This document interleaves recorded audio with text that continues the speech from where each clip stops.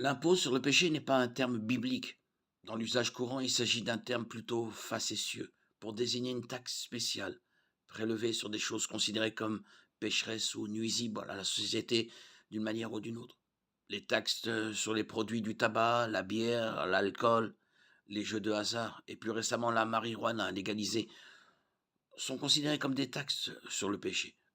Une taxe sur le péché peut être une mesure prise par un organisme gouvernemental pour freiner certains comportements jugés dangereux ou préjudiciables à l'individu ou à la société en augmentant considérablement le coût des produits ou des services. Par exemple, en moyenne, près de la moitié du prix d'un paquet de cigarettes est dû aux taxes. En taxant fortement certains produits et activités, on espère que l'usage et la participation seront dissuadés.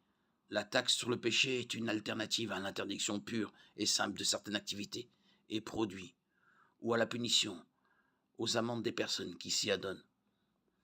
Une vision plus cynique est que la taxe sur le péché est simplement un moyen pour le gouvernement d'augmenter ses recettes. Les gens vont se livrer à ces comportements nocifs surtout lorsqu'ils sont dépendants d'une substance et que le gouvernement a choisi d'en tirer profit. Dans cette optique, les dirigeants gouvernementaux ne cherchent pas vraiment à freiner ces comportements, car ils perdraient alors de l'argent des impôts. Ils en sont venus à compter sur les impôts générés et ils profitent donc sciemment des personnes qui peuvent être prises dans un réseau de dépendance. L'alcool et le tabac sont historiquement les produits les plus couramment visés par une taxe sur le péché. Les autres produits, activités susceptibles d'être frappées par une taxe sur le péché sont les jeux de hasard, la pornographie et la marijuana. Certaines juridictions adoptent également des lois pour imposer une taxe sur le péché, sur les bonbons, les boissons gazeuses et la restauration rapide. Certains véhicules qui consomment de grandes quantités d'essence deviennent également la cible de taxes supplémentaires, peut-être en raison de la croyance selon laquelle la consommation de combustibles fossiles est une question morale. Beaucoup des produits visés sur les taxes sur le péché sont sans aucun doute mauvais pour la santé et une réduction de leur consommation serait une bonne chose. Cependant, les critiques soutiennent qu'en réalité les taxes sur le péché ne réduisent pas la consommation, mais imposent au contraire un fardeau excessif aux pauvres. Ils soutiennent que les gens consommeront ces produits, en particulier les cigarettes et les boissons alcoolisées, quel que soit leur prix, et que les riches peuvent facilement se le permettre alors que les pauvres ne le peuvent pas. Les taxes sur le péché illustrent la difficulté d'essayer de changer et de réguler les comportements de l'extérieur. Il ne fait aucun doute qu'une certaine forme de contrôle externe est nécessaire pour maintenir les actions pécheresses sous contrôle. Cependant, une société véritablement libre ne peut fonctionner que s'il existe un accord commun sur ce qui constitue un comportement moral et une détermination tout aussi commune à agir moralement. À une époque, il existait un consensus aux États-Unis sur les normes de base du bien et du mal. Même lorsque les gens violaient ces normes, ils pouvaient toujours convenir en principe que ce qu'ils faisaient était mal. Ce consensus était basé sur ce que l'on a appelé l'éthique judéo-chrétienne, qui signifie simplement une éthique basée sur les enseignements de l'Ancien et du Nouveau Testament, qui était en partie externe, mais aussi dans une certaine mesure interne, car la plupart des citoyens y étaient endoctrinés, la pression locale poussait largement les gens dans la bonne direction. Aujourd'hui, alors que ce consensus judéo-chrétien s'est érodé, il n'y a plus d'accord, même sur les questions les plus fondamentales du bien et du mal, ou même de la vérité du mensonge.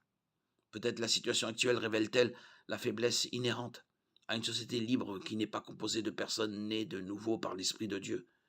Même un retour au consensus judéo-chrétien du passé ne résoudrait pas le problème fondamental du péché, qui est en réalité un problème de cœur, bien que qu'une telle société serait sans doute un meilleur endroit où vivre. Les individus seraient toujours aussi pécheurs à l'intérieur et tout aussi coupables devant Dieu. Certes, Israël, dans l'Ancien Testament, avait des règles externes lourdes, mais le péché était toujours endémique. C'est pourquoi Dieu a parlé à Jérémie d'une nouvelle alliance qu'il allait conclure. Les jours viennent, dit l'Éternel, où je ferai avec les enfants d'Israël et les enfants de Juda une alliance nouvelle. Elle ne sera pas comme l'alliance que j'ai conclue avec leur père, lorsque je les ai pris par la main pour les faire sortir d'Égypte. Car ils ont rompu mon alliance, bien que je sois leur maître, dit l'Éternel. Voici l'alliance que je ferai avec les enfants d'Israël, après ces jours-là, dit l'Éternel. Je mettrai ma loi au-dedans d'eux, je l'écrirai dans leur cœur, je serai leur Dieu, et ils seront mon peuple. Ils n'enseigneront plus leur prochain et ne se diront plus l'un à l'autre. Connaissez l'Éternel. car tous me connaîtront, du plus petit au plus grand, dit l'Éternel. Car je leur pardonnerai leur méchanceté, et je ne me souviendrai plus de leurs péchés. Les lois et les impôts sont des moyens de restriction externe partiellement efficaces contre le péché. Mais le plan de Dieu pour restreindre le péché consiste à changer intérieurement les gens, afin qu'ils veuillent vivre d'une manière morale et juste. Jésus est venu pour abolir le péché, par son sacrifice. Hébreux 9, 26. Car autrement il aurait fallu qu'il souffrit plusieurs fois depuis la création du monde. Or, à la fin des temps, il est apparu une fois pour toutes pour abolir le péché, par son sacrifice. Sous la nouvelle alliance, le péché est enlevé. Les gens peuvent être pardonnés de leurs péchés et voir leur cœur changer, afin qu'ils veuillent plaire à Dieu en vivant dans la puissance du Saint-Esprit.